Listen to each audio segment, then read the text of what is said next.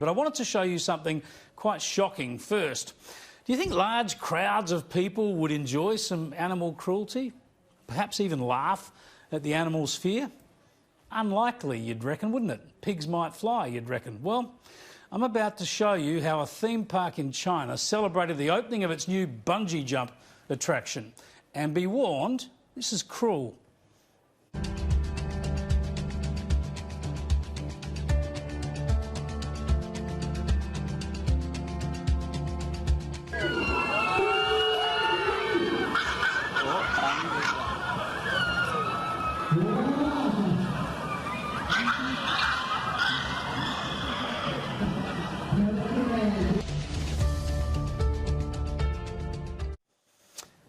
How horrible. Now, this has generated worldwide outrage and animal rights groups have condemned it, of course, and I often think that animal activists are over the top. We've highlighted that a number of times, but in this case, they are spot on. This is gratuitous cruelty. There's no need for it, no excuse for it.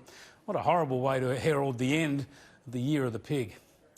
Now, in my Cut to the Chase segment, I'm joined from Perth by newspaper columnist, businesswoman and Sky News host, of course, Gemma Tognini. Good to talk to you, Gemma. That's a shocking... Great to be with you. Shocking stunt, isn't it, with the pig? Can I confess to all of our viewers, thanks to the wonders of modern technology, I had to turn my sound down in my ear. I cannot fathom it. I read it before I came on air and it's quite distressing. This is the time for the people who glue themselves to the road to go and glue themselves to the appropriate embassy to make their feelings shown all around the world. That is absolutely disgraceful, disgusting, abhorrent. Yeah, it's a shocker. Now, let's go to this health threat that's confronting Australia now. One man in quarantine. It's going to take days to know whether or not he's picked up this coronavirus, but it's a worrying threat. Of course, China very alarmed at the moment, but a real focus on flights from China into Australia. Yeah, absolutely. And I think the interesting thing about this, for the stats that I was reading before we came on air, something like 200 infections over the weekend, which is, of course, a spike that has concerned everybody. But if you put that in an attempt to put it into a little bit of context, at least, Chris, Wuhan province has a population of around 11 million people. So 200 people in a population of 11 million, we can possibly tread a bit more carefully. But, of course, the risk of person-to-person contamination and, of course, air travel. I mean, if you look at the stats, like half the population, the equivalent of half the population of the globe travels by air every year, and the fact that we don't have more cross-contamination and more spread of disease is quite frankly a miracle. Let's just hope that this one gets nipped in the bud, that there isn't any widespread expansion of it, because of course there's an incubation period of a week, so people may be infected and not know.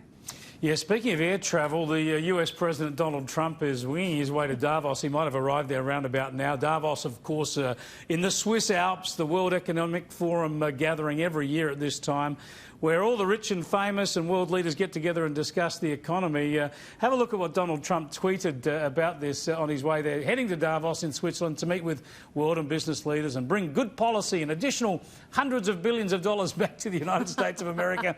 We're now #1 in the universe by far. I reckon he's just going to troll these leaders. He's going to be boasting about his trade deal with China, but he's there to troll them. Of course he is. It's the greatest tweet of all tweets, not just because of the content, but for the generous use of capital letters and exclamation marks. I mean, he really is the king of baiting those who should know better than to take the bait. Now, I have to be honest, no firm view on Donald Trump beyond what the US government, current government administration is actually delivering. He's not the first world leader to hightail it overseas when there's a little bit of trouble at home. Of course, Bill Clinton took off to Northern Ireland, I think in Russia in '98, straight after he testified via video link, I think, to a grand jury. He took off when it was, but he didn't take off with Twitter. He didn't have Twitter. I think Donald Trump is going to do what Donald Trump has done consistently since the day he took office, and that is to throw the rule book out, do exactly what he wants, tweet every thought, which is not something I'm endorsing. But I feel like we should all collectively stop being surprised that he does this. As you mentioned, it's a tried and obvious political tactic. Or while they're arguing about his impeachment in Washington, he's off with world leaders trying to do things for his nation. So that's the optic he's after. Meanwhile, back home yesterday, I showed some of the feral lefties still protesting against Donald Trump, still not accepting that he got elected. But let's have a look at this vision of another protest that happened in the US yesterday. This was in the capital of Virginia, Richmond, Virginia, and these people are protesting against gun laws.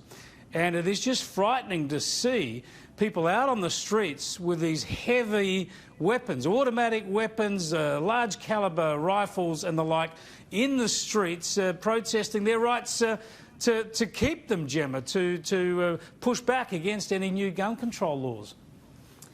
Yeah, I find this really confronting. I think most Australians do, because, of course, the US has a fundamentally different gun culture to that which we have, and probably unique amongst the world. It is very normal to have a handgun, to have arms. It is part of their culture, as I mentioned.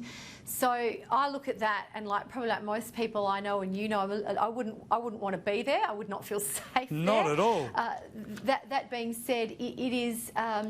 You know, I've watched the reporting over the past few hours, Chris, and it's very typical of what we're seeing in the US and to a lesser extent here. This polarisation of narrative. From all reports, it was peaceful. There was no trouble. And I think they're heading to Washington next. Let's hope it all stays peaceful. There are great concerns. Thanks so much for joining us, Gemma. Appreciate it.